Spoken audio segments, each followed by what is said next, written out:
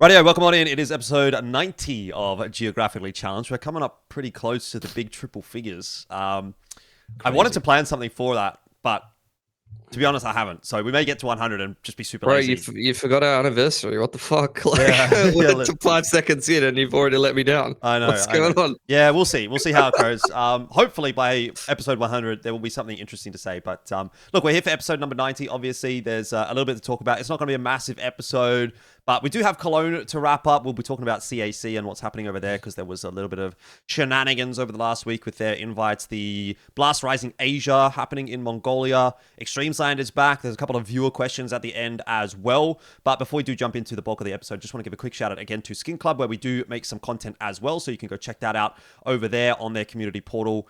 We most recently did a top 20 Asian CS players discussion, which was about an hour and a half. So quite interesting, quite in depth. If you're interested in that kind of thing, go check it out. Link in the description. I believe this month we'll do our A and Z list, unless there's some other topic that just comes up in the next couple of weeks that we immediately have to address. We'll see. I was thinking like 400th for the episode 100. Maybe you could also, come down to somewhere in Thailand, go to like Tong. Yeah, think about it, sitting in the middle of the pub, with all the local fauna and everything. It's very easy for me to go to Thailand. I think all of us can make it. I was thinking maybe like 3 massage tables lined up next to each other, and that is like exactly what I was thinking of as well. Oh shit. We could we got to spitball these ideas a little bit when we're not like recording on a podcast, Yeah, look, I have some more like spicy ideas, but actually, you know what? I would fucking hell. 3 microphones hanging out. Now that you bring that up, like I was thinking guests. So maybe that's like loosely related. So if there's anyone like in the comments that wants to, like who's your favorite guest been that you've seen on the poddy, or someone that we haven't had for episode 100, we could have like a guest special. That'd be great. I'm okay more than one guest. I'm okay with the masseuses joining us, as guests. Yeah, I'm sure you are. Okay. Yeah, sure non-verbal. Also, just shout out to Skinclub. I was taking a look at some of the comments on our top 20 modern era Counter-Strike players thing, and I think you only shared the screen grab of one of the comments. Jordan is like, what the fuck is a solo? Yeah, like, what is a solo? Wasn't even a who. Solo? Yeah, it was WTF is the solo. By the way, these are the guys who are like, you guys don't know what the fuck you're talking about, and he goes, what is solo? So go fuck yourself. Anyway. There you go. Yeah, nice, nailed it. Let's talk Cologne. It's just finished, just wrapped up. It is Monday afternoon for us here in Oz, and over there in India, probably midday. We just saw that grand final. Obviously, I guess a bit of a disappointing final. Spirit versus the Mouz. most one-sided Cologne final since I think SK beat Cloud9 in 2017. We haven't had a 3-0 since then. And I think we had 1 3-0, but it came out like double OTs and whatnot. Yesterday was just complete domination by Spirit. So kind of deflating, I won't lie, right? Especially considering Mouz did beat Vitality, like, 8-time charm. They get the win. You're hoping, it's going to be a banger of finals. Complete fucking snooze fest. A little disappointed with that. Yeah, I think it's just like the matchups sometimes at the top level of Counter-Strike do seem to be a little bit wonky, You see Mouz play Vitality pretty close, but then a lot of the time it's like they just get railed by Spirit, for example. So I saw that grand final. I saw I made a tweet. I was like, all of this, you've ended Vitality's run, all this just to get donked in the final, and that is literally what ended up happening.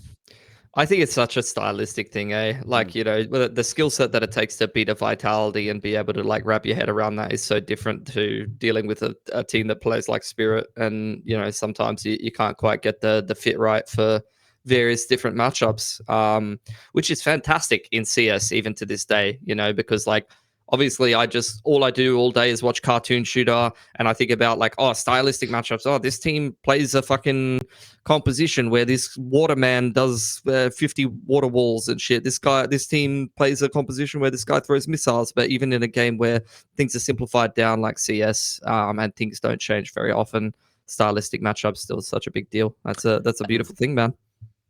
Yeah, and also like you can't take away what Donks pulled off again, right? It sounds kind of sounds boring at this point in time, but I'm just looking at you kind of forget his debut was last year in Katowice. It's been a year and a half, right? Wow. And he's won not just Cato, Cologne, and a major by the age of 18, like in the span of a year and a half of a career. But he's also been the MVP of all three of these events, right? This is just like unbelievable shit. And I've been watching Counter-Strike for a very long time, and we've had people like Forrest, we've had people like Neo, right? We've had people like fucking Nico, Simple, right? The great one, Zaiwu. And these are all phenomenal players, like incredible, like generational talent in their own right. But what we're seeing from Donk right now, man, like we keep saying this every single time, but like, I don't know how it's going to be surpassed or even equated by anyone down the line. Yeah, this is just insane shit. I think people said that about Simple though as well. You know, there's always going to be something that will happen in the evolution of a game or a. But we have to say it though, right? I know. Yeah. I mean, what I really appreciate about Donk is that it is such a Bleh tier name. You know what I mean? Like, it's just, what is a Donk? What is a Bleh? Like, you guys go to. I think it's a little bit better than I am at Counter-Strike. I'll give him that. True, it's true. Bro, I've seen you running around with the AWP though. You're pretty good for someone over 30. I thought I was gonna say 40, but yeah. Just looking at his numbers though, like this year alone, he's 1.45 rated, like halfway through the year. Like, I mean, sure, Cologne is like, you know, post the player break and everything. These are unfucking real numbers coming out from Donk. It's insane, and it feels like, you know, this new Zwei kid they picked up.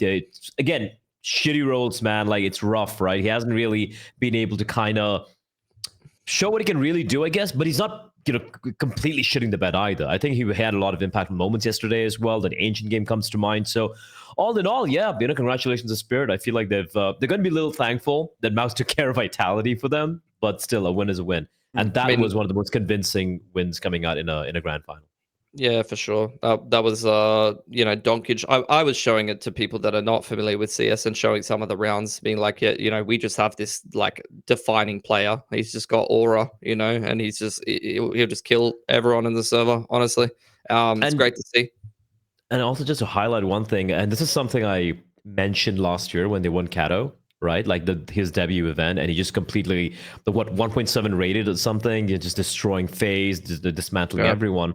And in the interview, he was like, yeah, just another tournament. I don't care. And I did say this. I'm like, there's going to become a point in time when he's going to realize what he's achieved or what he's really pulling off. He doesn't get it yet. He's this 16, 17-year-old kid. He's just used to playing FaZe 24/7, coming in, playing a tournament. It hasn't really sunk in. And you could see how, you know, the first few months last year, he, again, same demeanor. He didn't seem to really comprehend what he was achieving. And then they lost. And then they stumbled a little bit, right? Even when they won the major, you could see it didn't quite affect him. You saw him yesterday, like when they won the event, like, you know, they won, he's sitting down, he just starts crying. And I'm like, he finally gets it. Like, you know, he gets what he's doing is something truly unprecedented. So it's really cool to see as well, like him kind of, you know, grow as a kid as well. Yeah, but look, I don't think the people are here necessarily to hear us talk about Mouz and Spirit. What are you talking about? Donk's Asian. Donk's Asian, man. Donk is from Far East Russia, is he not? That's right. So yeah, you know, maybe there we go. I believe so. Yeah, I believe so. That. Yeah, he is technically. He could have played in ESL Challenger League Asia if we were lucky, but we weren't.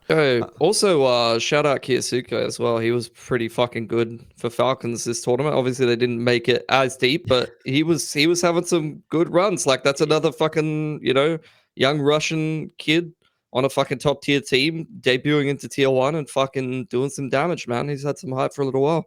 Yeah, for sure. Yeah. Let's talk about our local teams. Obviously, we have FlyQuest in there. We have the Mongolz in there as well. Where do you guys want to start? I mean, Mongolz obviously made it all the way through the playoffs, but they had a bit of a disappointing performance. I think FlyQuest performance as well. Where do you guys want to kick off things here? I want to go with FlyQuest first. I think it's a more interesting thing because for the Mongols, it's the same thing. It's going to be like same thing we've said for the past, I don't know, like 20 episodes. So we'll get to that later on. I really like what we saw from FlyQuest here, right? Like, sure, they weren't quite able to, you know, get beat Liquid, who honestly was struggling quite a bit, but overall, some of the signs we saw from them were pretty solid. The debut game against Furia, who I've always claimed this new Furia, man, they have something going for them, right? So close series right there. And I'm just so pleasantly happy to be proven completely wrong. You know, Justin coming in, I'm like, he's going to be an upgrade, but can he just, you know, kind of hit the ground running? And he was sprinting, dog. He was just popping the fuck off. I've been so confused, by the way, for the last, like, probably 10 minutes, I've been looking at the HLTV page. I'm like, where's Tyloo? I swear Tyloo played in the play-ins. And then I'm looking at 2024. Why am I looking at 2024 here? I don't know. You're on drugs, mate. Yeah. Why does it keep going to 2024? I'm confused. I don't know, bro. I don't fucking know, dog. I don't know how your brain operates. Here we go. Finally, we're on the right page now. I kept clicking on 2024, so I was like, I swear Tyloo played, and then I'm like looking, and there's no Tyloo. Anyway, yeah. So what were we talking about? We talking about Mongolz, or were we talking about FlyQuest? FlyQuest. Yeah. Sorry, my bad. Bro, FlyQuest. Oh man, I have such mixed feelings. I have really mixed feelings from watching the games this event. I think like you can definitely spin it positively because they have had no time. Like, considering they've been very competitive with pretty much all of the teams that they played when they've had no time is impressive. At the same time, I guess Furia, I will agree, is probably the team that looked the best that they played. But then they also played that absolute clusterfuck of a game versus Bait straight after, where like that Inferno game was one of the craziest fucking games I've watched in ages. Like, I have no fucking idea what I witnessed. Like, the amount of clutches and bullshit that went on in that game. They should have won, then they 100% should have lost. It was the most AU game I've ever seen against Bait of all teams. And then the Liquid game honestly was a little bit underwhelming at times. It was like, it's like highs and lows, bro. Like the highs and lows of the Bait game versus the highs and lows of getting absolutely fisted on Nuke and then absolutely fisting Liquid on Dust 2, and then Ancient just being kind of like a mid game and a bit of an underwhelming game from Netic. Like, that was a bit of a disappointing game. I think overall, I would say, yeah, JKS is like already, for me, probably the best player on the team. It's him or Regali for sure. And I really think that, like, if the other players can kind of work out their consistency, like, I think Vexai overall, like, stats wise is pretty consistent, but like round to round, he's inconsistent. Like one round he'll pop off and get a 3K, one round he'll just like feed. And for Netic, he had like that Inferno T side versus Bait, he was owning. Like, he was carrying the game and like winning them the game, like double, triple entering B. But then like the Ancient game against Liquid, he was like a total liability. So I think it would be good to see them work out that consistency a little bit more on each individual player. And I'm hoping that, like, with more time, more things will get fixed. Like, we've already seen a lot of interviews with JKS where he said he's taking more of an active role in the team in terms of like being a veteran presence and giving more advice and trying to fix issues and impart some experience that he's gathered from playing with so many great players. Yeah, my biggest takeaway from this, and I think I wrote it in our little group chat when we were watching Cologne, was, you know, JKS is just so clearly better than the players that are on FlyQuest or have been on FlyQuest in the past. You know, there was obviously that conversation around, oh, well, will JKS fix the issues, or is he really that much of an upgrade over Liaz, or this and that? And I think you just watched how he played and the rounds that he was able to win for FlyQuest in this event, and you think, okay, well, there's no doubt that he was definitely a positive addition to this team, just in terms of what he as an individual brings, head and shoulders above the rest. It doesn't fix the issues, though. No, like, but that's not what I'm saying. But I am saying, like, I do think that, you know, if you were looking for an Australian player, like, he was easily the best piece of the puzzle. So that conversation to me is a moot point. That aside, you know, I don't think, like you're saying, Pilski, I don't really look at this as a bad performance necessarily. We even said on the last podcast, I think that anything better than last year, which was a dead last, is obviously an improvement. So they don't go dead last. They did beat Bait. Therefore, it is an improvement. They were, they pushed Liquid to 3 maps. I would have probably liked to have seen them do a little bit better against Liquid in the maps that they lost. Like a 13-6 and a 13-9 isn't super, super competitive, especially considering Liquid had been a little bit up and down coming into Cologne. But at the end of the day, I think they really only did have like maybe a 2-week boot camp, maybe not even a 2-week boot camp with JKS in the lead up to Cologne. So for me, I'm not looking at Cologne and saying, yeah, they needed to do much better here, because, you know, what's the expectation level really for FlyQuest here with JKS going into Cologne? Not super high. Obviously, we can talk about them when we start talking about the Asia rivals. They did win that as well. And I think that's a pretty positive indication that, you know, they are in a good spot because they were able to do that comfortably. We won't get into that conversation too deep until we move on to talking about the Asia rivals proper. But yeah, look, I mean, I don't have anything necessarily too negative to say about FlyQuest in this one. I think for me, it'll be a bit more of a long-term thing. See how things pan out over the next sort of, well, it's 4 months until the end of the year. So let's say 3-4 months throughout the rest of this season before we can, I don't think we can really like read into this one too much just yet. So I'm happy to move on to the Mongolz if you guys are. Or onto Tyloo. Let's go Tyloo first, I think. I want to do Tyloo first. Yeah, let's do Tyloo first. I want to touch on Tyloo real quickly here. Yeah.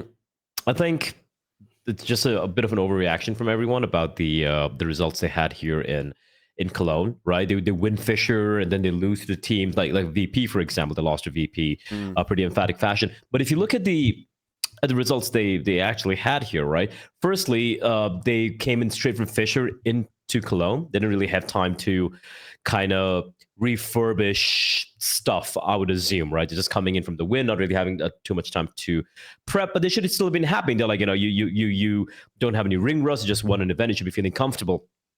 Overpass is a bit of a struggle city for them. The T side is absolutely non-existent. It's completely reliant on just individual heroics, I guess, on the CT side, but the T side was looking abysmal. That's something they 100% are going to be going back, trying to fix and actually trying to learn the map, because it did look like they were very, very lost on it.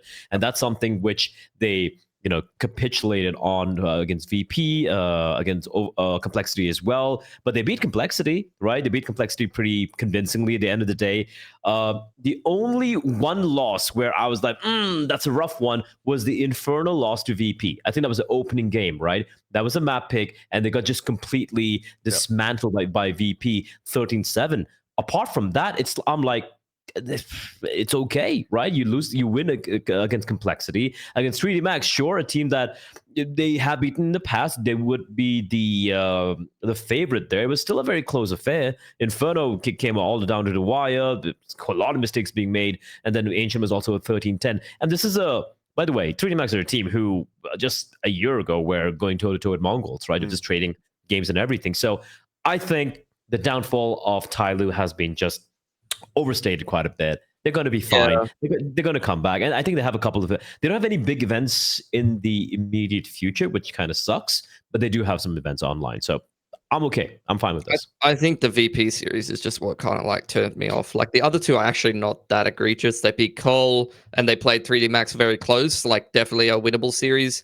I think the main thing for me is just the VP series, and Attacker was absolute horseshit. Like he was a straight up liability in that series. So I think it was a bit disappointing because they went from fisting VP to getting fisted VP in the space of one event. So I don't know what happened there. VP just switched on. I mean, to be fair, I don't hate that, because VP is like been like a super underwhelming lineup, and they just got Perfecto. And I'm like looking at these players, I'm like, bro, this is like half of Na'Vi or some shit. We got Electronic Perfecto. We're horse shit at the game. Like, what's going on, boys? No, but that's the thing with VP as well. This game they were Virtus Plow, and the other games are Virtus Poo as well. So just like, and even again in that series as well, Pilski, like Overpass, I'm not going to read too much into it. They clearly haven't done enough work on the new map. The map just came out as well right before the play break ended, right? But it's just the one map. Inferno, that was ugly, but apart from that, I'm like, this is okay. They're also going to be playing at the EWC in 2 weeks from now? And then, we get to see more of them. I'm okay with this. There's clearly a second best Asian team right now. Are they anywhere close? Are they a top 10 team? No. Are they a top 15 team? Yeah. I'm okay with that. Yeah. I mean, I think people do have to sort of check their expectations a little bit when it comes to Tyloo. I mean, remember how long it took Mongolz to go from sort of winning these kind of like tier 2, tier 1.5 events to actually being a serious competitor on the top level. I don't think we can expect Tyloo to go jumping straight into a Cologne and doing amazingly. Yeah, it would have been nice that they made it out of playoffs or into the actual event itself. Maybe, but like... They were close, man. They were so close. They were close, but like, I don't know, man. At Fisher, they're like beating all of the teams in this tier. Right? I know. And then in Cologne, they're like losing to these teams. And I'm like, no, I wanted them to be the top team of that tier, to just be after that event. I was just like, yes, they're the top team of that tier. Now we can start thinking about playing like top 10 teams in the world. No, we're not there yet. I really think, and I'm going to sound like a broken record here, but I really do feel it's a mental thing, because coming into Fisher, they had Zoking as a stand-in for the entirety of the group stage, right? So pressure's kind of off in that from that particular standpoint, and then they make it to the finals. They were kind of riding that high, and then they come to Cologne. Suddenly, the expectations are there. Just won an event, playing with a coach for 70% of your games, and they're walking in. And I feel like maybe I think it's a confluence of many things. Lack of a little bit of prep, especially in Overpass. Maybe a little bit of pressure on yourselves. You could see so many unforced errors being made by them in that 3D Max game, especially in Inferno and in Ancient as well, where I'm like, this is so not like the Tyloo I saw a week ago, right? So I think pressure really played a part. But hey, learning experience, it's fine. It's okay. Tyloo's kind of back. Yeah, Fischer, bit of a fluke, maybe, to win that. I think not necessarily that it was a fluke, I guess, but more so it was the right set of circumstances. The planets kind of aligned. Jamyang was having a great tournament. You had a couple of other teams that maybe didn't perform to the level that they would have liked it to have. A couple of teams not actually at that event for Tyloo that were going to be a potential problem. So overall, yeah, nice for them to win Fischer. Obviously, they don't back it up necessarily in Cologne. Maybe a little bit disappointing, but again, I think it's the same conversation as with FlyQuest, where it's like, well, let's give them another 3 months and see what they can do over the rest of this year before we really start to sort of throw any shade in the direction of Tyloo for not backing up on Fischer. Now it comes to Mongolz, though. So these guys, I don't know that there's necessarily an excuse for the Mongolz in this instance. What do you guys see? I think I look at this and I go, I thought that was a poor performance for the Mongolz. All said and done. At the end of the day, you'd be expecting them to make it to the semi-final. I think Na'Vi, in particular, as far as a bracket draw for a quarter-final, looked like a very doable game for them. What are favorites? They beat Falcons in the group stage as well. So I looked at that and I thought, okay, Mongolz is fine. Okay, yeah, they lost to Vitality, but who's not losing to Vitality at this point? Apparently Mouz. But other than that. I really thought looking at that game against Na'Vi, I was like, okay, that's a wash. That's gonna be a clean one. They're gonna go through and they're gonna play Spirit in the semi-final, and who knows what happens there. And I thought I remember thinking, like, you know what, this is where they can like have some kind of redemption for the naysayers from the major run. Like, people were like, oh well, they didn't have to face any good teams in their major run until they got to the final against Vitality, and that's valid for sure. That's right. I looked at that and I said, well, okay, they're gonna beat Na'Vi here in this quarterfinal. They'll be able to play Spirit. If they can beat Spirit, go into the grand final of Cologne, then people are going to go, oh, look, they beat Spirit in the Cologne finals, then respect, whatever. But they were not even able to get through Na'Vi. So already now this is where the naysayers do have a little bit of ammunition, and Mongolz aren't quite able to back up that major result with a strong performance here at Cologne. Let's not beat around the bush, though. This was not a bad performance overall. Like, they still make it to the playoffs. Like, that's still fucking good for an Asian team. But it's, as far as expectations are concerned for the Mongolz, it is a step down. Yes, and I'm just gonna before Pilski jumps in, I think I have something to say here. Be an Irish racist. Yeah, we're all Irish racists. I put a tweet out where I said, if Mongolz are able to reach the finals after I saw the playoff brackets, right? If they make it to the finals of Cologne, they are indubitably a top 3 team, in the world. I don't think anyone can argue with that. Number 1 is Vitality, clearly, right? Number 2 is Mouz, like perennial second place. You can't deny that either. And Spirit kind of like, maybe top 3, top 4, we don't know yet, new player coming in. Now, once again, I'm going to paint the picture over here, right? This is a team who reached the grand finals of the major. And a lot of people rightfully said they went up against the face, but, simple as a stand-in. And then they went up against Pain, who were the weakest team in the entire playoff bracket, and they reached finals. They beat who they had to, but this was such a golden opportunity for them to, like I said, silence everyone, show that the nerves aren't really a thing, go up against a Na'Vi who just picked up a new player, by the way, Makaze, right? Who's Makaze, however you want to pronounce his name. And look, he played great as well, but at the same time, new player coming in. Mongolz were the bookmakers' favorites. They were the analysts' favorites. They were almost everyone else's favorite to win that game. If they beat Na'Vi, they go up against Spirit, beat Spirit as well. Top 3, like that's them breaking the next ceiling, right? Getting to the top 3 conversation. And once again, it didn't happen. And once again, playoff Senzu, completely shit the bed. He's back. And for me, just watching that game, if they lost in just, it was a back and forth affair. It was a hard fought series. And they kind of like, at the end, they kind of, Na'Vi just eked out a win. I'm like, yeah, it's fine. It's just the fashion. The lead they had on map 1 completely capitulating. It felt like a mental thing once again. And then heading into Ancient, they were just mentally broken once more. right? So for me, just watching it, I'm like, it's the same thing again, guys. Yeah. Now there's going to be one Mongolian or two Mongolian guys, and replying in the comments, say, "But they're Asian team reach playoffs. Shut the fuck up, bro." Like, do you hate them? Do you hate these guys? Are you not a fan of the Mongolz? Because it looks like you guys are haters of the Mongolz, because you seem to be okay with just this, right? Like, do you not want them to be better when we know that they can be so much better? And I keep harping about they need to work on the macros. They need to work on the bigger macro picture, tactically speaking, and they need to work on the mentality. And in this particular series against Na'Vi, I could see those two things rear their ugly heads once more, right? Just lack of ideas on the tactical side of things, and then, of course, mentality, like mental just crumbling right there. Don't have to change any of the players, but I just want them to start. I'm surely they could find, I don't know, like a couple of extra analysts or something to do a little bit of prep work. I don't know, man. But it's kind of frustrating because it's the same thing again and again and again and again. Yeah, I mean, I just echo the sentiment of what Jordan said, where it's just like, yeah, we make second place at the major, but like not all tournaments are made equal, guys. Like that bracket run is extremely favorable for them to be able to make it to the grand final of the major. Cologne is just as stacked of an event. It has just as much prestige as a major. And this is a matchup where I totally agree with you, Bleh. Like, you're playing Na'Vi.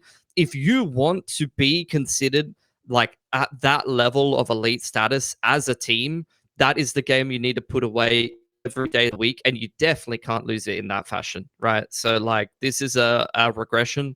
And this definitely does raise some questions about like making it to the final of the major. Like, no disrespect, you only beat the teams that are in front of you, but don't try to like you can't try to hold up just a flat placement in a tournament as how good a team is. You have to think about the context, and the context in that case of that major run versus this performance in Cologne, it puts Mongolz in an extremely questionable state for me. What I would be more concerned about going into the next season of CS is the potential chance that a lot of teams are now improving.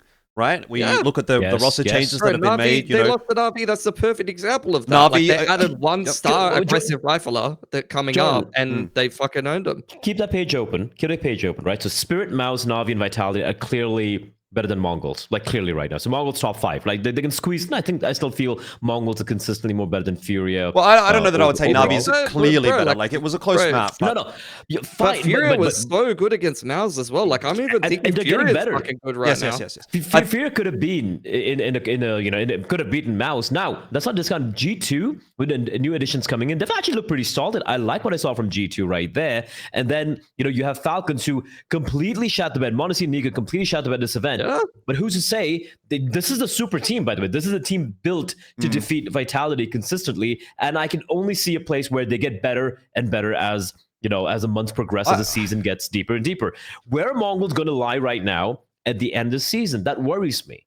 Well, I think they define that by if they can sort through some of this shit, because there's so many fucking elite teams. It's such a competitive era of CS right now. Definitely. The way I see it right now is there's really only, if we're looking at these teams that are on this particular top 16, there's only maybe like 2 or 3, maybe 4 that are like trending down, and everyone else is trending up. You sort of highlighted it yourself, Blair. I would say, I think, Spirit, Mouz, Vitality definitely in their own little category. And then we've got like Na'Vi, Furia, Mongolz.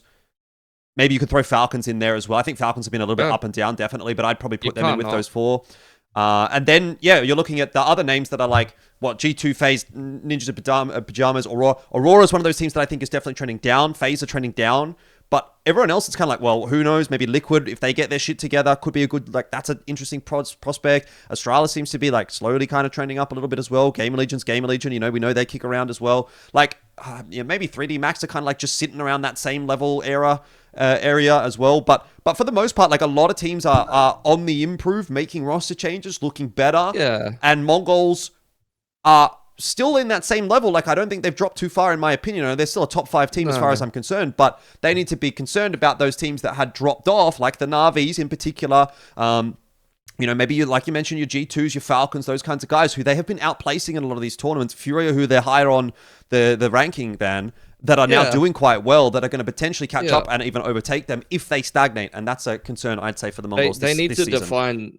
define the next, like, you know, bit of their careers, because like there are teams that are nipping at their heels right now, and if they keep having like lackluster performances, these teams are getting better, bro. Like they can definitely be overtaken here. Here's an idea, right? And this is, I think, I'm going to give a solution. Because every time I keep bitching about how they need to find like a mental coach and, you know, maybe help more in the game side of thing as well. How about this? They hire, and it's not like the mental coach thing, because that's something they got to figure out on their own, right? You know, the language barrier and everything, and a bunch of young kids. How about I pick up an analyst, right? An assistant coach / an analyst, something from EU. There are quite a number of them, right, looking to crack it into the next scene. And by the way, I know the Mazinho, 910, and Sanzu can speak pretty fucking solid English. And so can Blitz, actually. Like all of them can. Techno like, can too. They can speak Techno, of course, and they can speak Counter-Strike English. Right? It doesn't have to be too complicated. And you can even get a fucking and I met enough fucking kids in Mongolia who can speak pretty fucking solid English, man. You can easily get a translator if that's going to be a problem. Get an EU analyst. Or, you know, an assistant coach, work with you guys, and pay them a salary, and maybe that can take a little bit of load off Mara and work on the playbook a little bit, because I really still feel the playbook, it gets exposed at times, but a lot of the times it's able to be covered up because of how fucking sick these individuals are, right, as players, right? So I would address that as my first change, so to speak, and I think that's very, very doable. I think that's very viable. Yeah, fair enough. Ready to move on? I think we've said enough about the Mongolz. Let's talk Perfect World. CAC, obviously, there was quite a conversation on the Twitter sphere over the last week or so about exactly what's in this article. We're not going to go through and read it necessarily, but basically CAC have changed their invites from what was originally announced in the April announcement for the tournament, and that now, at least according to HLTV here, conflicts with the tournament operating requirements. I saw a tweet out there from Messioso as well about how this is all impacting things. But the quick, broad strokes of this change, they've gone from 2 Americas slots, one which was North America, one which is South America, to 1 slot. And I don't know that there's any word necessarily whether that's going to be Americas or South America or North America. I did see some rumblings that it's a South America slot, but that may have just been because people, I guess, expect a South American team to qualify as opposed to a North American team. This is where it is, to me, okay, that's not, not ideal, obviously, but if we're branding this as the Asia Championship, and we're obviously an Asia-biased podcast, I think the more egregious change for me in particular is the fact that the 2 Asia slots, the 2 Asia qualifier slots, these are qualifiers that I'm talking about, by the way, the 2 Asia qualifier slots are now China qualifier slots only. It's not an Asia qual. And that is particularly egregious to me, by the way, because, as we'll get into as well, there are 9 invited teams, 2 of which are Tyloo and Linvision, which means now you're seriously diluting the quality of the tournament if you're going to invite the next couple of Chinese teams. Because let's be real, the next couple of Chinese teams are definitely not as good. Oh, they're adding more Chinese teams on top of that. Yes, so Tyloo and Linvision are already invited based on the VRS invites. The VRS. Yeah. Okay. And now there's 2 Chinese qualifier slots instead of 2 Asia qualifier slots. So let's just say in a theoretical world, if we would run an Asia qualifier today and imagine that it was probably... I guess what has just happened at the Blast Asia Rising event, it would be FlyQuest and Huns that would take those slots, potentially. Yes. Sure. Maybe Rare Adam, potentially, could get in. Chinggis, maybe. I don't know. Chinggis as well. But here, it's going to probably be Rare Adam plus fuck knows which other random Chinese team it's going to be. Back again! You know what I mean? So that's definitely, at least in my opinion, worse for a quality of the tournament. And what to me is even more egregious, and what I really take umbrage with, is it is called the CS Asia Championship. And we are having it now basically be the CS China Championship. That is what this is. And I don't have anything against China, okay? There's going to be, I'm sure, a bunch of people in here that don't like China for whatever reason. I don't have an issue with China. I think if you're running a tournament in your country, you should invite your teams. But you can't call it the Asia Championship at this point. You know, it's not the Asia Championship anymore. And there's no opportunity for any Asian team or from Chinese teams to attend. And I do think that that's an issue as well. Like, I think, look, have one qualifier slot for China, have one qualifier slot for Asia, you know, and then it's kind of like, well, China's fucking running the tournament. You know what I mean? Like, you can't have or at least in this case, you can have your cake and eat it. I think you can have your cake and eat it, because if you're the one that's investing and putting all this money in to do it, you know, like, yeah, I think you do have the capability, or I don't think it's unreasonable to expect maybe our teams should play in this tournament. But I do also think that, you know, you have a responsibility to the region itself to have a slot there for Asia as well, particularly if you're going to call it the CS Asia Championship, particularly if the precedent has been set over multiple years that it is an Asia qualifier, which it has been in the past. Okay, and that's all of that. Then also, there's a conversation around FaZe now being invited as a wildcard invite. Now, obviously, FaZe is a top 12 ranked team in VRS currently, which should mean they should not be able to go to a tier 2 event. But because they've got an exemption from Valve, they have been allowed to invite a previous tournament winner, which is obviously FaZe. And that's, again, you know, they're using the excuse of having it be a previous tournament winner. The real reason is they want FaZe. They want FaZe to go to this tournament because FaZe is a massive brand in China, and that's obviously going to pull views. Yeah. Also, here's the thing. Why this is even more egregious for me, in addition to every single point you made, which is like fucking valid.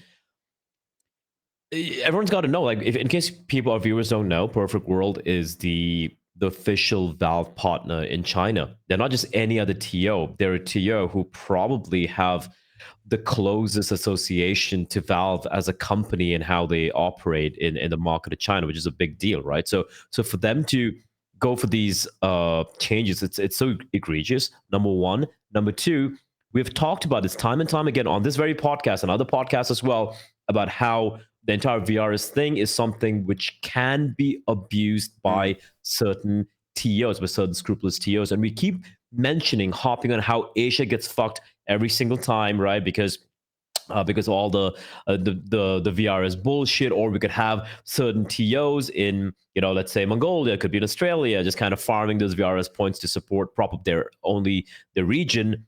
I didn't expect a TO like Perfect World to do that. Like, they're by far the biggest. This is a major organizing TO. The only one from Asia has ever, you know, done a major as well. So just expected much better. And for me, this just goes against everything that we've complained about, everything that we've said on this podcast over the past couple of years, especially pertaining to VRS as well. So yeah, and so far Valve haven't said anything as well, and we're just like a couple of months away now. So well, presumably, yeah, what the fuck's going on? Presumably Valve's okay with this because they did grant an exemption for the FaZe thing. So I mean, they must have seen it. They must have approved it. You know what I mean? Didn't FaZe win the event last time? Is that why they got exception thing? Well, so they've been granted an exemption to invite a team from the top 12 of VRS, because normally for a tier 2 event, you are not allowed to have teams from 12 or above in VRS, because if you invite any one of those teams, you have to invite all of them, and therefore it's a tier 1 event. This is a tier 2 event. So the reason that they've got the exemption, according to this article, is to invite a previous winner, which is FaZe. That's the reason that they've been able to get FaZe in. So I don't know if that answers your question. I don't really have as much of an issue with that. You know, it's kind of like, oh, it's a show matchy kind of thing. Yeah, I guess again, you could use that as a way to farm VRS points for certain teams if you're getting granted exemptions and whatnot. Yeah, but like the honestly, the teams attending do have a chance to beat them. Like, they're shaky, first of all, but like, I don't hate that either. Like, I think like it does add to the tournament. Like, adding a big brand like this to this tournament, I think that's a good thing for the tournament. Personally, you know, maybe the thing is though, like, you do want to balance like you know, competitive integrity and you know, the value of the tournament overall. We can't just all go like one way, but 100% like the China stuff is a bit egregious, like the extra China invites. I think what people have an issue with regard to the FaZe thing is that it was originally announced as 10 teams invited from 13 to wherever it ended up on the VRS ranking, and then wait, so only FaZe now it's been taking away a qualifier spot. They're taking away an invite slot. They're taking away a VRS invite slot, which I believe was Furia. I think it might have been in Messioso's tweet. So they're like denying an opportunity for a tier 2 team to attend a tournament like this. Is kind of the issue, right? Yeah. Oh, MIBR. It's MIBR that missed the slot. Okay, but also NA lost one of the qualifier slots, right? Which so region wise. Yeah, I would assume would be complexity based on them playing. Yeah, in the region well, exactly. So there's a few teams that are put out by the change, and again, I think part of the issue with the change is that it's come later than it should have in terms of the tournament operating requirements to make announcements for the teams that, like, okay, let's say you're a team like, for example, Complexity, and you're thinking, we're going to qualify for this, we're going to try and qualify for this, we're planning to be around for those qualifier dates, and then, potentially even getting Chinese visas sorted and stuff like that for 2-3 months down the track. All of a sudden, this change drops on you, and it's like, well, what the fuck, So I think it definitely is something that's an issue for a lot of teams. I don't think anything's actually come of this. There's obviously been quite a bit of outcry from the community. I haven't seen any update to it. I haven't seen any changes. I imagine this is something that's just going to end up getting swept under the rug. It is what it is. But just thought we should talk about it. And I think at the end of the day, yeah, for me, don't call it the Asia Championship if you're not going to have Asia qualifiers. You know what I mean? Like, it's the China versus the rest of the World Championship at this point. And if that's what you want to do as Perfect World, that's totally fine. That's actually totally fine as far as I'm concerned. But you can't run something that's called the Asia Championship that for the last 3 or 4 years has had Asian teams versus international teams, and then come into 2025 and change that and have it be the same thing. It's not the same thing. It should be like what? It should be the CS2 Chinese Championship, CQ, which kind of TCC, yeah, kind of cool. Chinese Championship Party. How about that? I thought you were going to go with a different acronym there. Yeah. I mean, you guys are racist. You know that. I'm not racist. I'm really not. I'm not Irish or a racist, unlike you, buddy. I want all of Asia to succeed. That's my thing, okay? And if that's racist, fucking sorry. I don't have anything else to add other than shout out Messioso, because that motherfucker is the squeakiest wheel. And goddamn, if he wasn't around, there would be way less people with eyes on these kind of issues. Well, I think credit to him, especially because he's the one that can get that kind of information to an international audience. It's all well and good for us to talk about it here, but the people that we're talking to 9 times out of 10 are people that are already invested in Asia and are already aware of these kinds of stuff. So I think it's very, very valuable to have someone like that talking about it 100% internationally. What a G. Yeah. Let's move on from that one into the Blast Asia Rising, which just, again, also finished over last night. Should have finished before the Cologne Grand Final, but didn't. It actually started after the first map of the Cologne Grand Final. Now, I actually went to a wedding yesterday, and I was checking HLTV, as you do at a wedding. Come on. And I was thinking, okay, FlyQuest have made it to the final, should be no problems. They should win the Grand Final. And it was the wedding started at 3:30 in the afternoon, my time. Yep. Okay, the game will be done before I get home. Get through the reception, get through the ceremony, get into the reception. Game hasn't started. Going through the reception. Game hasn't started. Reception ends. It's 10 o'clock. Game hasn't started. I go to the bar with my friends afterwards. Game hasn't started. I come home. It's midnight. Game hasn't started. I'm like, I've literally been to a whole wedding. Literally a whole wedding waiting for this game to start. Game still hasn't started. Waiting 2 hours at home now as well. Watching some of the Cologne Grand Final. Game has not started. Finally, at 2 a.m. Australia time, which I think is about close to midnight Mongolia time, that Grand Final did end up starting, and FlyQuest did win it, and they did qualify to Blast Open London. They didn't delay. They just kicked off the Grand Final at midnight. Well, there was no other option because FlyQuest, I believe today, had to fly to somewhere else. Maybe a boot camp? I just saw a tweet from Gomez. Let me bring it up. Let's see. What are they playing in next? They're not playing at EWC, I don't think. Insanely tough qualifier, coming in jet lagged from EU into an 8 a.m. shuttle into a semi-final best of 3 at 10:30 a.m. Yep. Grand final begins at after midnight the next day. I could barely stay awake, but we got the win and a cool trophy. So yeah, it was pretty rough for them. So I got to say, I think credit to the teams and the players for sticking around because the older I get and the more I do esports, the more it pisses me off when there's some kind of issue like this. I can deal with an hour delay or an hour and a half delay. Some tech issues happened, whatever. Yeah. But if you're having a 13-hour day, or this ended up being a 15-hour day where there's 8 hours of delay. And as I understand, the issue was with the Faceit server. So Faceit went down. Face It did get fucked up. And they were running the tournament on Face It servers, so or they were using Face It anti-cheat or something like that. I don't know, but it was something to do with the Face It being down, which is obviously out of their control. But there needs to be an alternative here, guys. Like, you can't, this is a pretty big important qualifier. You've got teams flying internationally. Like, it can't be. I'm going to be the devil's advocate. Here. I feel as much as I completely, as the grand old man, is always like yelling at the clouds and yelling at everything. I completely agree with you.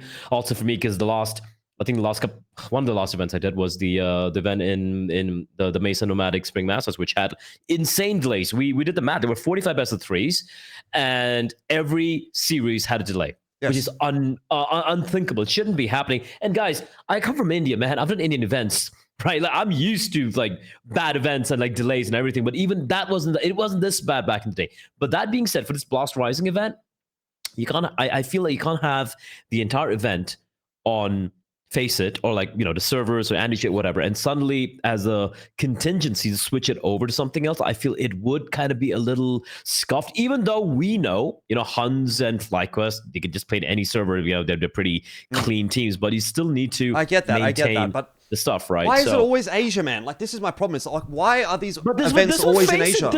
This is EU. This is fucking EU. I know, but like the thing is, no team is going to want to come. Okay, to Asia. This is the actual problem.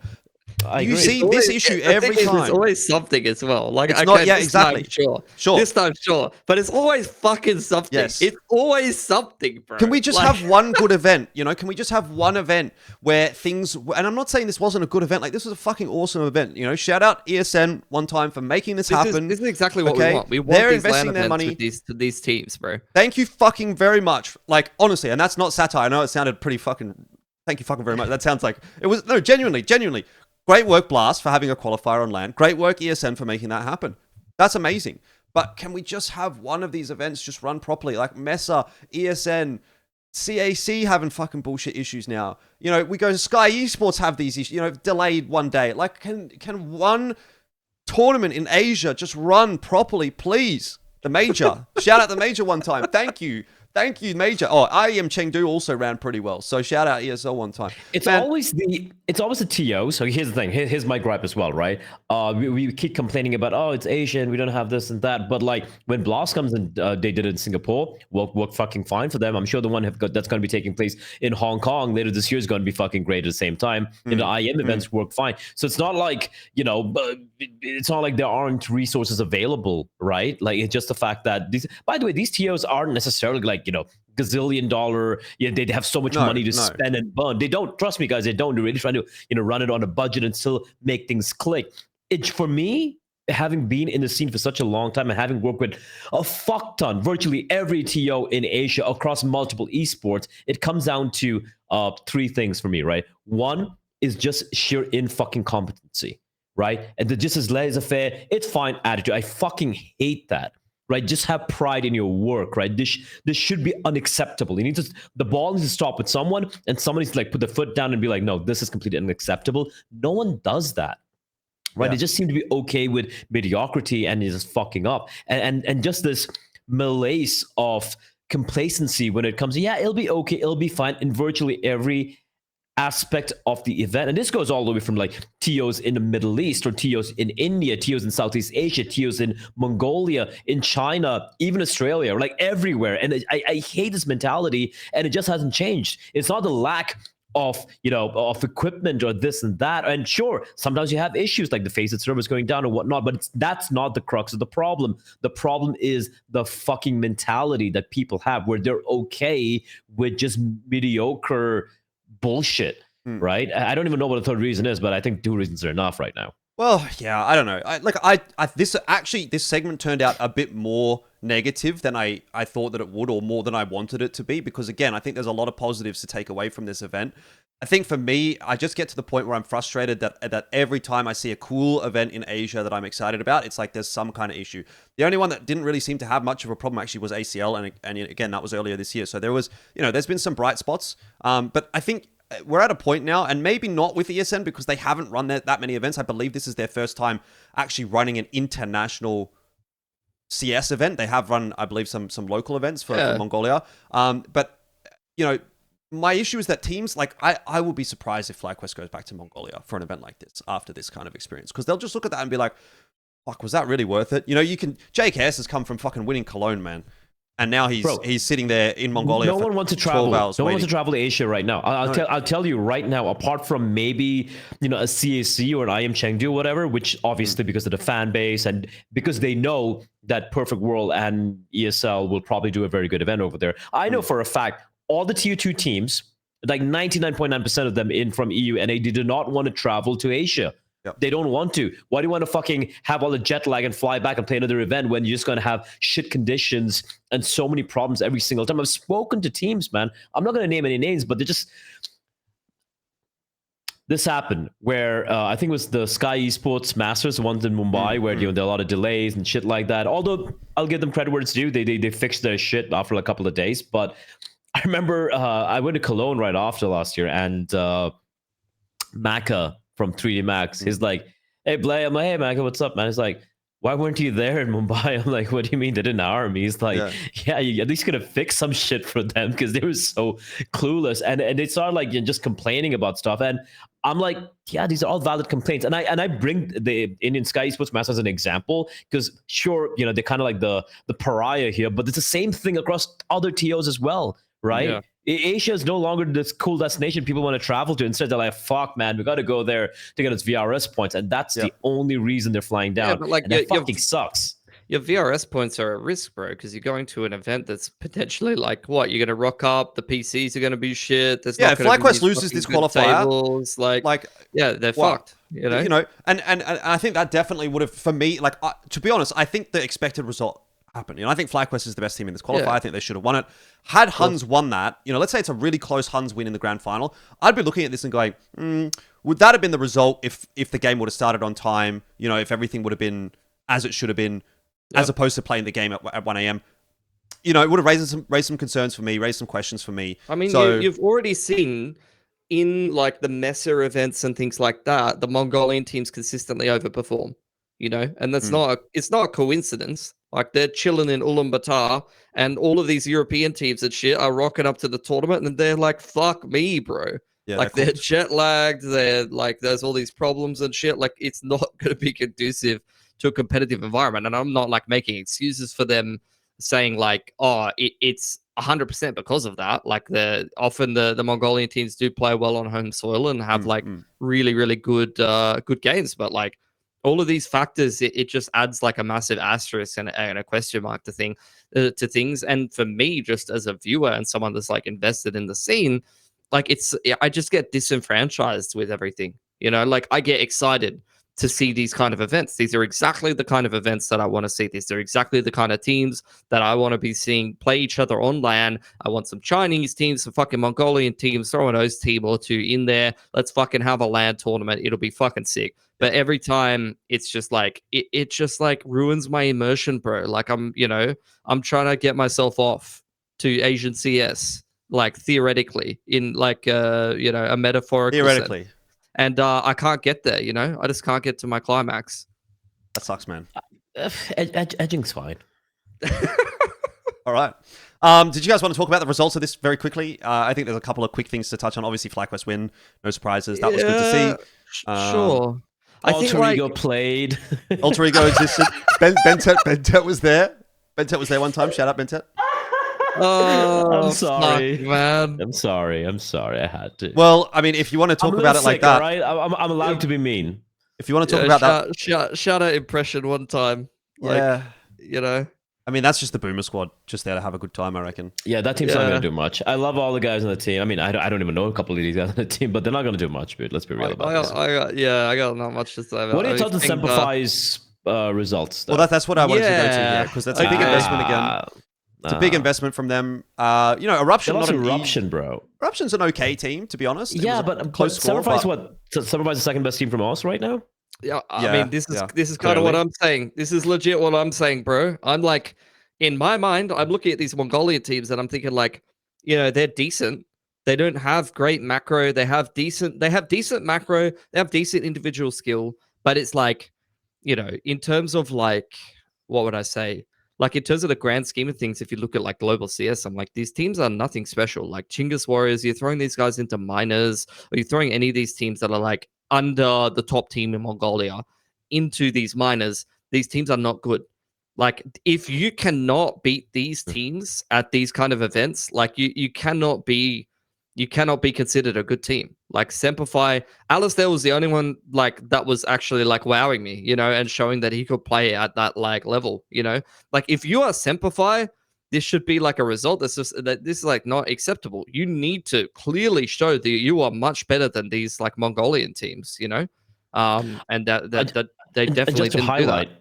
just to highlight, like, you know, this is obviously it's a LAN tournament and everything, and you're going up against a team who's got, apart from like News and Fury 5K are the only two like players that pop out to me for Eruption, right? Because I'm looking at like Zenization. Zenization's new. He's a new guy. He's very new, right? Yeah, Magnums, I've seen him here and there. Side Effect, I've seen him here and there. But these aren't players you even talk about with a little bit of like excitement when it comes to, you know, the next generation of Mongolian players or nothing. Like this is a team that Semper should at least on paper be beating, especially with the investment they have and, you know, the players have picked up and everything. So I think for me, I agree with everything guys have said, but for me, Semper's results here is I know it's one best of three, but still, I think it's rough.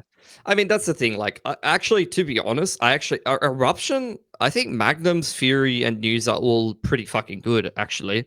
I'm actually quite surprised to see Zenization is like one of the better players in that series. I mean, but like that core is actually pretty solid. Like, actually, Eruption, I probably like Eruption more than I like Chinggis Warriors, if I'm honest. But Chinggis Warriors, they're of about the same level. Like all of those teams are pretty competitive with each other. And then Huns is the best performing team of the three, which actually going back to like the minor qualifier that we did would have been surprising because they bombed out, bro. They were losing to straight Indian teams out here. Like what's going on with that? But Huns is now starting to don't be racist. It started to go on a bit of an upward trend.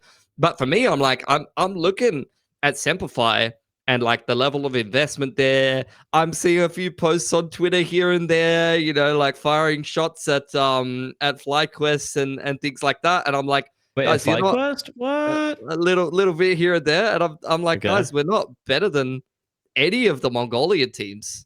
Like, I don't think they're beating any which is of saying the three. something, by the way, because there are some shit Mongolian teams right now. I don't think any of those teams are that good, actually. Like, I don't see any of those Mongolian teams as being fantastic. So, like, this is mediocrity. Right I mean, now. to me, I think the biggest takeaway from this event is like FlyQuest is still clearly head and shoulders above the rest of the competition. FlyQuest is fisting these teams. They you are can't dominating. fire shots at FlyQuest if you can't beat any of these teams that FlyQuest are fucking owning. Bro. Like this was a super easy grand final for them, 2-0. Yeah, Inferno was close enough, but also like they were playing at fucking 2 a.m. boys. You know, after sitting around also for 8 playing hours. against probably not probably. I think the second best team. Play Score 9, Zerold. Like these are all really good players in Mongolia. Cobra Zero is still a little bit newer.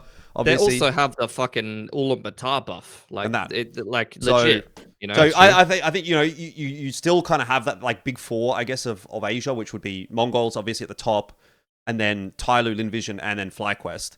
And those four, like if you put any of those four in this tournament, they will fucking destroy because there's a massive gap between those four teams and the next however many teams in Asia Pacific. Even we talk about Semper number 2 in ANZ. We talk about Chinggis Warriors, Huns, Eruption number 2 in Mongolia, Rare Atom below the pack, I guess a little bit in China as well. I think any of those teams in this qualifier struggle to a team like FlyQuest. So there is definitely a significant gap that could definitely be exploited. Like we're talking about Semper. If you're Semper here, there's a huge opportunity because these tier 2 Mongolian teams are not that good. Same could be said for Mongolian teams. If the Huns, for example, with this score change, are going to now go above and beyond and do something a little bit better, there's a huge opportunity to be the Atox, because obviously Atox was put Atox against FlyQuest. That's a close match, I think, in this game.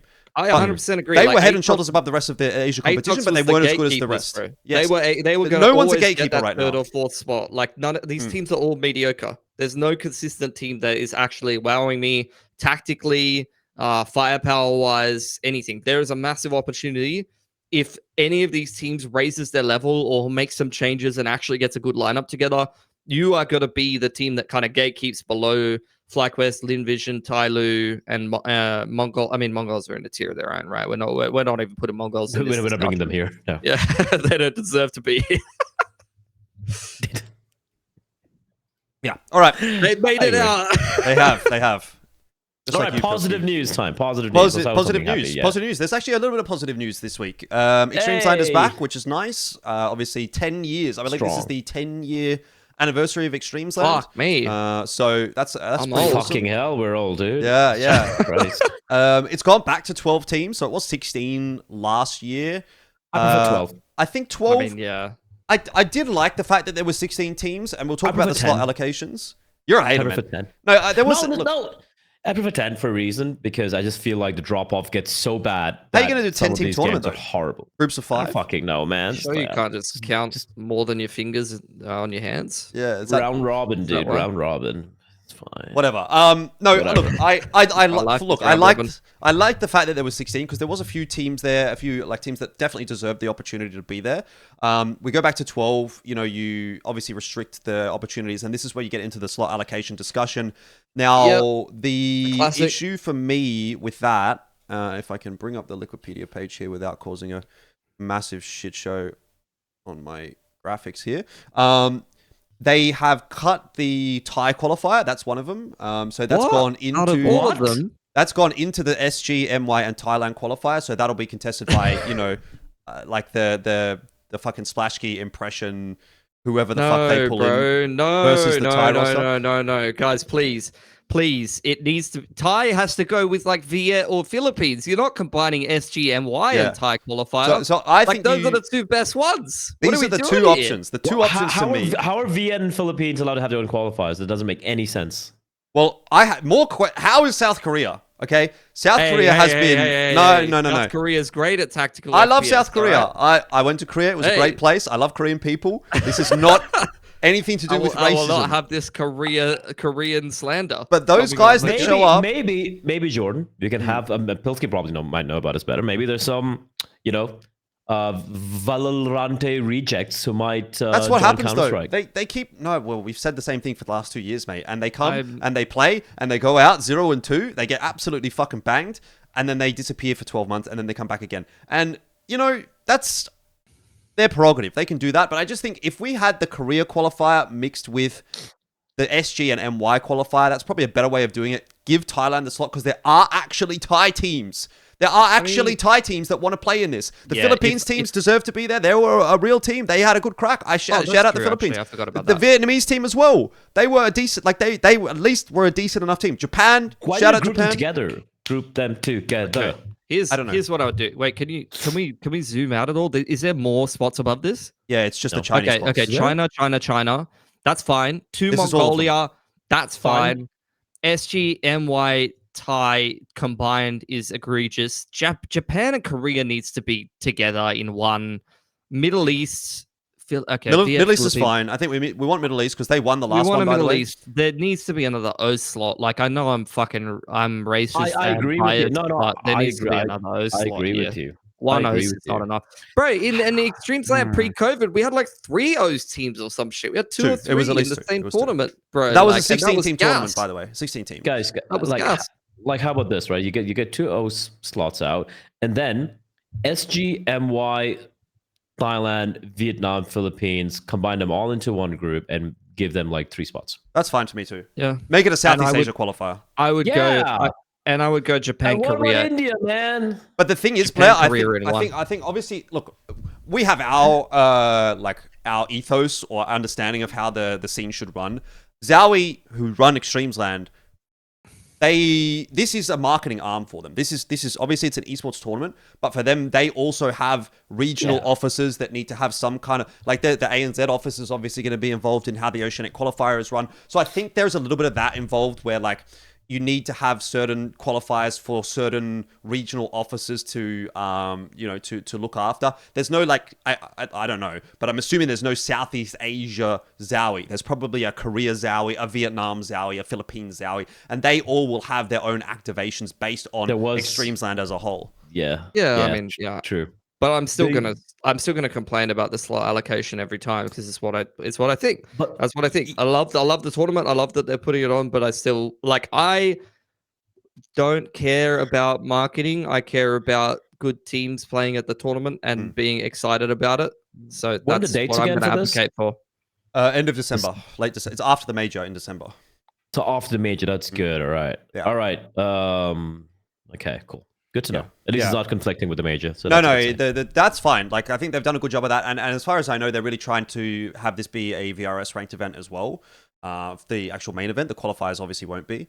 So that's good too. That'll be an upgrade from last year. And the prize money's gone up this year as well. It was, I think, 100K last year. It's 150K this year. That's So good. overall, that's there's good a lot of positives. Like the only real negative again is the slot allocations. But at the end of the day, I don't think it's the worst thing in the world to just have, you know, the only real one that I have a little bit of a concern with is Thailand. I think if Thailand had its own qualifier or if it was instead of South Korea, then I'd be okay with how this is. What do you guys? I'm just scrolling through the events we have in November, December, and I can still see Sky Esports Masters. That's not Never happening. returned to I don't think 16. that's happening. I'll see you there, buddy. I'll definitely be there. Yeah. We will show up. I'll see you there for sure. I think there's a couple of events that I'm looking at in that calendar, and I'm like, I don't know if they're going to happen. One is Zowi's, Sky Esports, and the other one's the Mesa Nomadic Masters. I'll be surprised if that one happens as well, but Oh, okay. we'll see. More good news. Ground Zero is back in Counter-Strike in Oceania. You may have seen That's good. this team qualify or play at the Blast Asia Rising event. They obviously got absolutely owned, as was probably the expectation, but We got Chinggis. yeah, they got Chinggis, but I think it's kind of cool, you know, that Ground Zero's back. I don't know why Ground Zero's back, to be honest. I'm not sure I don't know what they're expecting to get out of it. Again, beyond purely altruistic reasons. I was talking to someone and they were like, why would Ground Zero be back? And I was like, I don't know. I don't know what the financial return would be on this team. Unless they're literally, like I said, only doing it because they want to support a CS team. And that may be the case. So shout out Ground Zero for that, if that's the case. Yeah, Ground Zero's been around for ages. Like they're an org that, you know, we've seen kicking around for many. Like when I was competing, I was playing against Ground Zero teams, and we're talking 10 years ago, guys. So like, you know, this org has been around. It's got a couple of like good guys behind it. Cool name, cool logo. I hope the best for them. Hope that they're getting a good return on it. I think some of these players are great as well.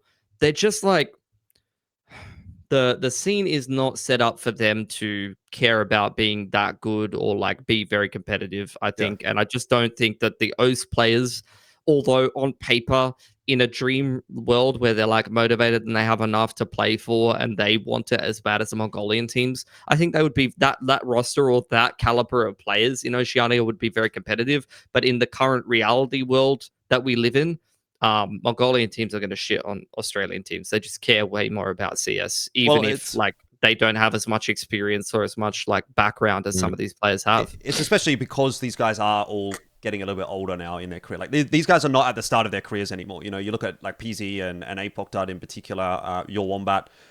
They've all been playing now for well over 5, maybe even 8 years, kind of thing. Some of these guys, this is like these guys have got to have like. This is the steel helmet. This is the steel helmet. They literally have jobs, and they're like they're playing CS on the side. Probably. Exactly.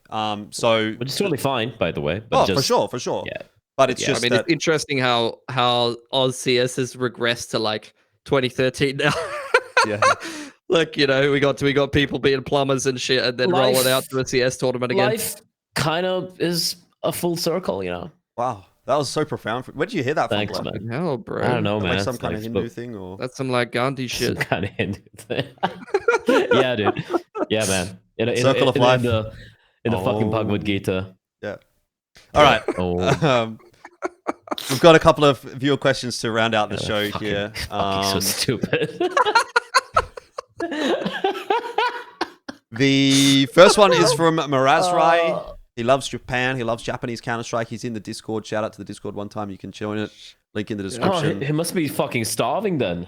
He's always posting about the Japan tournaments, and that's why I know there are Japanese teams, and that's why I know that there should be a Japan slot for eXTREMESLAND. I mean, I don't know if you watched this Valorant, but the worst team in the Pacific League Zeta division just beat Paper Rex, the current Masters World champions champs. and Yep. best team in the world. Like literally, the worst team in the league beat the best team in the league last Is night. Laz still playing? He's Nah, retired. Laz isn't on the team anymore. Nah. Yeah. I don't All know right. shit then. Well, the question is, Fair. Best- That's actually like a based opinion sometimes. question is best 5. A CS matchmaking service in China will expand its service to Japan next week. Do you think it will last? Now, I have to say, has Bleh disconnected? Oh, it's just his camera. Oh, I think I just lost you there for a sec. Yeah. Okay. Did you miss the Yeah, question? sorry. Oh, well, you can read it in the. I missed the question completely. Well, you can read it in the document if you want. The thing I want to. Okay. But my answer to this, first of all, is I didn't even know best 5 was a thing. I've never heard of that. I've never heard of best 5. I think it's B5. B5? Like, I've heard of B5. Yeah, Okay. yeah. I think it's B5. I've not heard of that, to be honest. I've only ever heard of 5e play. I thought that was like where everyone played in China. It's 5e play. There was B5. There's 5e. Yeah, sorry. 5e is 5e play. Yeah. Yes. Then there's B5. I think B5 is one of the. I believe they were. I think they were partnered with Zowie or something back in the day with eXTREMESLAND. Could be because we're like about these 2 or 3 platforms going up against each other, right? I think B5 was the one with Perfect World or with Zowie. I forget, but they've been around for a while. The only thing is they're not as big as 5e, but they are pretty reasonably relevant. Have a look at like eXTREMESLAND 2016 and see if it's got like a list of sponsors or something. Oh yeah, B5 CS:GO was a sponsor of eXTREMESLAND 2016. So I was right then. Yeah. Hold on. Yep. Yeah, I don't know. Will it last? Well, I mean, I guess it depends on what their expectations are. I can't imagine that there's going to be a huge amount of uptick. But look, like I said, there seems to be these tournaments it's like every week he's posting a link to a Japanese tournament. Teams like Honeycomb's Cup, they're called, and stuff like that. They've got their little community casters going on, and it's the teams that are continuing to play. So I guess they need somewhere to play, right? So yeah, maybe. I don't know. We'll see. I mean, look, man, like I'm sure they have Tokyo servers, right? I don't think I've seen like any. Sometimes I wind up playing on the servers and I haven't seen a single Japanese player. I don't think a matchmaking service coming in is going to make a difference. Now, would it possibly help players in the region to maybe have another platform to play with? Yeah, sure, maybe, right? It's an alternative to face it, perhaps, but I don't think it's going to necessarily help Japan as a country. No. Yeah, Valorant has captured the market, my friend. Unfortunate, but it's true. Gross. All right, moving on. Next question from Auxzap, also from the Discord. He says, I have a question for the next episode. How would you rank China and Mongolia in terms of best CS countries? Europe clearly dominates, but most of the teams are a mix of different countries. If it was all teams with only one nationality, China and Mongolia would be in an even better state. So in what ranking would they be? Clearly, Russia is number 1, but after that, I don't think there's a clear country. I asked for the whole scene, not just which dream team would beat which. I mean, Mongolia is top 2. Yeah, just because Mongolia is a full nationality team already, they wouldn't have to change anything. They would do extremely well.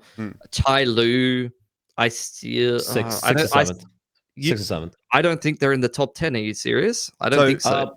I think these European teams can sub players that are still very good. Let's go down the list.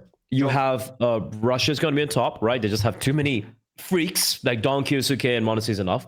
I put Mongolz up there because top 5 team, all 5 of them are Mongolians. Probably racism personified. Woo! And then we have I'll throw Ukraine in the conversation. I'd put France in the conversation, even though it's only Apex and Zywoo. You have 3D Max are very relevant. Yes, Aurora is a conversation to be had alongside the Mongols as well. Aurora, like a top 7. I think they're definitely not alongside the Mongols at the moment. Yeah, but they are in the top 5 country. You know what I mean? Like the entire region. Because if you look at it, all the the UK Mezzi, you have a couple of Finnish guys, Jimmy and Alexaby. It's not enough players overall, right? So now we have 4 countries already, right? Brazil, Denmark. Oh, Brazil would be 100%. Yep. Denmark. I think Denmark would be better than they are. I think you can throw them in, even though Australia's been struggling. But they are still looking solid. They have 5 Danes over there. Then of course you have people like Towson. You have Carrigan, for example, in a conversation, right? So China, but then that's when I start to sneak in China because they do have 9 to 10 players relevant in the top 20. right? Yeah, they might be in a top 10 in that list Yeah, somewhere. they might sneak into a top 10. You're right. So 7th or 8th place, I would say, for China. Yep. That's a fun question, actually. I like that. Yeah, nice question. Shout out Auxzap one time. Shout out Discord one time. I love how the US isn't in the conversation at all. Huh? Well, it can't be, US. right? Because like They can't. Yeah, you know, you've got the Canada equation as well. The Canadian that's team the might thing. actually be I'm better. not talking about Canada. I'm talking about the United States of America. Yeah. How many players can you like? You can't even name 5 players. Well, right he now did say I'm also not strict when referring to country, just local scene/shared language. So like France and Belgium would count as one, Germany, Austria, and Switzerland, Australia, and New Zealand. So I guess in that world you would say like Canada and the US could kind of like coexist because they're, you know, neighboring countries in the same way that I think A and Z would be as well. Yeah, I would still want to put them in the top 10 right now. I think there are other countries. So. Yeah. But yeah, that's a cool question. Yeah. All right. That pretty much wraps us up for this episode. Bit of QQing, bit of complaining this episode. Love that. That's always fun. It's because we're getting old. Like we're just getting old and cynical, and we just complain about everything. Yes, Like, embrace the dark side. Sorry, guys. If you wanna watch the Zoomer podcast where they do the ha funny, then you need to get into Valorant. Yeah. Actually, that's true. All the CS podcasts are like, just, this is fucking shit. This is shit. This is bad. Literally. Why are they doing this? That's literally every CS podcast. Like, Yes. I know. Yes. It's kind of like the desks as well, because sometimes, you know, I'll just jump in, goodness, I see CS happening, watch some of the Valorant desks, and everyone's so bubbly and nice to each other, and like, you know, they're wearing colorful clothes and shit, and just laughing and memeing. Oh, look at that cute girlfriend of this player, and I'm like, holy shit, this is no like one utters the single word racism one time. This is dude. Last night, before we end the thing, I was playing this Face It game, right? So there was like a full 5-man stack, and they had like they all like had a team name. I think they're from Southeast Asia. I assume looking at the ping, right? Singapore servers, and they all had the same name. It was like the team name, I guess, and they had like, you know, team name 1, team name 5, like just player numbers basically, right? And every round they would win, they just type in the chat, black color, and because all the friends I'm playing with from India, and I'm like, What the fuck? black color. I'm like, This is like a racism thing, right? or what? I didn't know, right? I didn't know. I'm like, why did I have black color, right? And then in the end, and one of my friends, he's a little bit more, you know, dark skinned, right? And I think he's like, yeah, man, he's just calling us like black skin. I'm like, what the fuck, right? And then my friend just like starts like spraying his body after he gets a kill, and then the comment goes from black color to, you know what the words are, you know, all the words come out, and I'm like, oh well, there you have it. I heard him watching IEM Cologne, by the way. I heard like, some of them over in Cologne. Oh, bro, we should talk about that too quickly. Firstly, look, that was a bit of a mistake from ESL for keeping this Carmax data available, but also no one could envision someone playing the Kanye song, you know, that song, as well as just like yelling it out loud when Apex is walking out with a fucking trophy, man. Like, have some respect, right? Also, don't be a piece of shit. Also saw the HLTV confirmed episode. Yeah, did you see that where Machine got? Yes. I saw that. Yeah. Which is insane. Where, you know, he's obviously promoting the Basement Dweller brand of clothes, which is working with associated with ESL. And this guy's like, because Machine has a little bit of black blood in him. Sorry, he's hustling. Like he's putting in work, you know, like. He's putting in real work. I know how much he cares about fashion as well, and he's a very talented guy. And just because he's got a little bit of like his mixed blood heritage, you guys like, yo, did you pick your cotton yourself? And unbelievable that you would even say that. Like, I can't imagine having the fucking the gall to do it in person. Would you not just think you're gonna get fucking beaten up, bro? Like, I've been there. How do you have the balls to do that? It's a small venue. It's a very small venue. It's obvious who said it. It's very obvious who you are. For me, that's even more fucked up in a way, because I'm like, guys, like, he clearly wasn't expecting anyone to, you know, to attack him, whatever. You can see people kind of like nervously laughing it off. Although Alex, I think, handled in a very classy fashion. But everyone is kind of like caught off guard, be like, what the fuck? Why would he say that? I feel like he legit thought it was just a funny joke and it wasn't being racist. Yeah, because he was that fucking dumb and that fucking clueless, and that's where the state of the world is right now, where saying shit like that, people don't even think it's racist, and they're like, oh, don't be a snowflake. Bro, it's not about being a snowflake, it's about being a decent human being. And then I saw a tweet about Pimp. Someone's been handing out fucking flyers of him, you know, I think took a screen grab of him, and he does a lot of cycling and everything. And then they're like, yeah, look at this, you know, F word, whatever guy. And dude, actual fucking printed I saw him. Paper in the arena. I'm like, guys, What's going Do it on here? better. Like, I don't understand where's all this come from. You know what I mean? Like, it for some reason just seems to have happened all at once here. Online culture. Oh, and I get that. Like, It's bleeding out now. I'm it's not. bleeding I'm into not the open, dude. I'm like you know. I'm not. You know, I exist in the online space. You know, I understand that this stuff happens and I see it all the time and that kind of thing. But I've never once seen it actually bleed into an in-person, in an event environment, especially. Like, normally that's very respectful. People are like just there to have a good time kind of thing. So I don't know if it's maybe in some case like one thing has happened and people have gone, oh, that's funny. Now it's like a snowball effect, you know what I mean? And I actually think it does have some fairly serious implications in terms of now that this is quote unquote normal in those people's heads. You know, they've seen it happen, that they're going to continue to try and do it. So I think, definitely sponsors are going to be aware. It should be confronted. It should 100% be confronted. Production TOs have to be aware. Like, this is going to be something that will happen a lot more now that that it has happened. And to all the viewers, like, you know, like if you're watching and if you see anyone doing this, just like confront them. Like back in my day, there was this band like Dead Kennedys, and they had a song called Nazi Punks Fuck Off, right? Like, which is covered by another really cool band called Napalm Death. I'll just bring it back.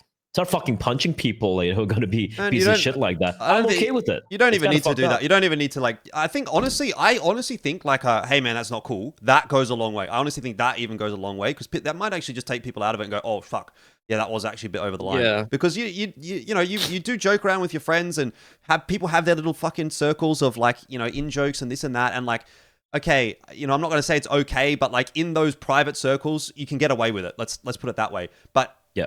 You don't understand that there is a social society where that's probably not okay, and it bleeds out, and then you know, if your mate goes, oh, you know, mate, like that's kind of just a joke between us, like let's not bring that into the public. Yeah, you probably helps just to check your mate, or check the guy that's it doesn't have to be your friend. Just check the guy. That's a really good example. That's a really good example, because I'm of kind of like mixed heritage, so to speak, and I know a couple of my very, very close friends of mine. Like, we call each other some stuff we should never call each other in public at all. Because it's funny. I'm like, you're allowed to say that, and he's like, you're allowed to say that, and then we got in public, we sit down. There's never, ever does a thought of us using some of those, you know, phrases for each other ever come in public, because, like, no, people will feel uncomfortable. Yes. Not just about me, right? Yes. And just being socially aware and just not being a fucking basement dwelling fucking gremlin. Don't do that. Or just don't come out to the fucking events then if you're gonna be a piece of shit. Just fuck off, man. Yeah, I think, like, honestly, having worked in both Val and CS, I think that this, like, Val calls out that kind of behavior, like the Val community calls out that kind of behavior a lot more. I think that, like, there's a lot more, like, of the values of, like, saying shit like that's unacceptable trickle down from, like, top down. I think, like, some of that comes from Riot and its culture and them having way more control of the product and stuff like that, and they really try to push diversity way more, whereas I feel like in CS it's a bit more hands off, and for that reason people think they can get away with shit like this. And that's where, like, I think people just need to, like, say it's not okay much more. Like, I think it happens much more in Val than it happens in CS. Yeah, for sure. I do also think that there's maybe an element of it is an older demographic in CS, and let's be real, like 10, 15 years ago, those kinds of jokes were a lot more prevalent, whereas it's a younger demographic now in Valorant, and they've grown up in this ecosystem where that's already not okay. You know what I mean? I actually don't think that it happens less is a thing. Like, I actually think that the younger demographic is, like, just as immature in Val, and there are people that are just as bad, just as egregious. There's plenty of people that are racist. There's plenty of people that are sexist. There's been plenty of people who have done unacceptable stuff, even in recent history. You know, there's been plenty of articles recently. You can go and find them yourself, of people that exist in the Valorant space and in the scene that have done things that are unacceptable. But the difference, I actually think, is that there are more people that, like, publicly call it out, and, like, I know that some people will say that's, like, virtue signaling, or say that, like, you know, you should keep your mouth shut and stuff like that. But I don't know, man. Like, I don't know which way I fall on it, to be honest, because I think that it does have its positive impacts and its merits for people to kind of stand up for that kind of stuff and say that certain things are unacceptable, and for really, like, set on their morals. But I think that it's, like, it's a very kind of, like, male and like, especially the age demographic in CS, it's a very cultural thing for people to just, like, even if they are uncomfortable and they say, like, they think something is unacceptable personally, they don't feel like they want to speak up about it. You know what I mean? Like, I think that is much more like the kind of CS mentality, in my opinion. I agree, but I feel like we're seeing instances like this where people are, like what happened Pimp and Machine, and also in Cologne and everything, that these people is feeling more emboldened, or even in the case of, for example, HLTV confirmed episode guy, maybe just ignorant. Yes. Right. Yeah. And I feel like if that's a result of people just letting things slide, I think it's time for everyone collectively, for the non-racist types, even the the Irish racist myself, I'm saying I don't think it's cool, right? So No, it's not. if I'm saying it, I'm just Yeah. I mean, I especially feel this because I think it's because I have been on the inside in terms of working in those broadcast environments, and obviously I was an employee of ESL at one point a long while ago. That I feel quite sorry for whoever it was that was involved with that walkout, right? Because the trophy walkout, that's someone's job to plan that, to make that, and that's supposed to be probably one of the biggest moments of IEM Cologne outside of the grand final itself. Yeah. Someone has probably spent the better part of this year making sure that walkout goes the way that it does, getting Vitality ready to go, getting the trophy all sorted, planning out how is this going to, what shots are we going to do? How's it going to look?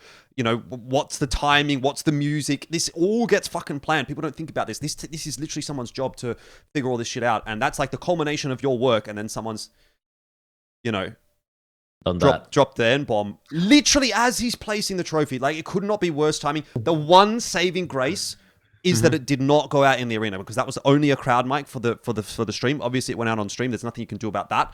But there's surely going to be some footage from, at least in the arena, they would have had videographers and stuff that they will be able to use. But yeah, that stream footage is unusable, unfortunately, unless they have a no crowd track, which I don't know that you would. But there might be, look, there'll be worlds. And by the way, I'm sorry for cutting you off again, Bleh, here, but there's worlds where I've worked broadcasts in certain countries where they have had a kill switch for the broadcast, and we are going out 10 or 15 seconds delayed, that if anyone says something, boom, stream goes down or whatever. That now may have to actually, unfortunately, be the standard in esports, that you have a kill switch for the broadcast, because that, unfortunately, if that happens again and it happens on a consistent basis, sponsors are definitely going to be pulling out of esports. There's no question. 100%. And I think I'm actually glad you added that final point right there, because I wanted to say, whoever the guy is who said that, who yelled that shit. Also, we're playing like the Kanye song as well. But I think Chad and Alex were casting live, and then someone yelled a song. Like, imagine you're casting a fucking game, an arena game, in one of the most prestigious events in the fucking world, then you can hear that in the fucking background, right? That's so fucked up. I just want to say to people doing that, you're not a Counter-Strike fan. You're not a Counter-Strike fan. You made Apex, who by the way, what a badass walk he had when coming up with a trophy and everything. You disrespected him. You disrespected the event, the trophy, one of the most prestigious things we have. You disrespected the scene, the game, the people of various, like, from various races and places, where everyone who came together to work together to put that event together. You're just basically a piece of fucking shit, and I hope you're aware of that. Yeah, I feel like our mantra used to be hire us, you cunts, but I feel like nowadays it's more and more being like, fuck off and get out of our scene. Fuck off, fuck off. Say that all the time. Fuck off, racist. Can you just fuck off? Right. Can you just fuck off, man? Launders, what have you done, Launders? Why have you done this? It's all Launders' fault. You normalize the racist, and some of these people are so fucking, sub-room temperature IQ. And I'm saying in fucking Celsius, by the way, not even Fahrenheit. They're so fucking shit dumb. They probably took what Launders said about racism, and they completely missed the humor, the tongue-in-cheek, and the irony in all of that. They're like, shit, if a brown Indian man whose name's Govindaswamy living in Canada says racism is okay, racism is okay. How do you pick that cotton machine? Like, what the fuck is wrong with people, dude? Mm-hmm. Anyway, on that note. Yeah. I feel a bit rough. I mean, I feel bad for Launders, because, he's built that whole brand, and then it's kind of like, now it's like, oh, fuck, shit's getting real now. He'll be fine. He's got other brands. I know, but it's just like, it's supposed to be a fun thing. It's supposed to be cool, but like, at a certain point, making fun of racists. It is. It's supposed to be making fun of racists. People are not going to get it now. People are not going to get it now, and that's the problem. And it's just, like, whatever. Let's wrap it up there. Guys, episode 90. Yeah, but Extremelands, hire us, you cunts. Love you. Been a good event.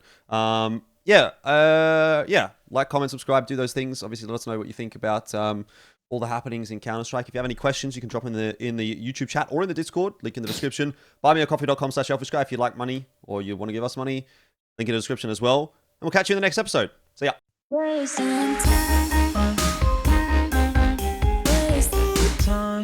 Hey guys, just at the end of that video and heading into 2025, I want to give a massive shout out to Jean, who has been a big supporter of mine on buymeacoffee.com/Elfishguy. She's been a member for over 12 months. And if you'd be interested in supporting my content and getting this content grind going, then head over there as well and check it out. Thank you very much.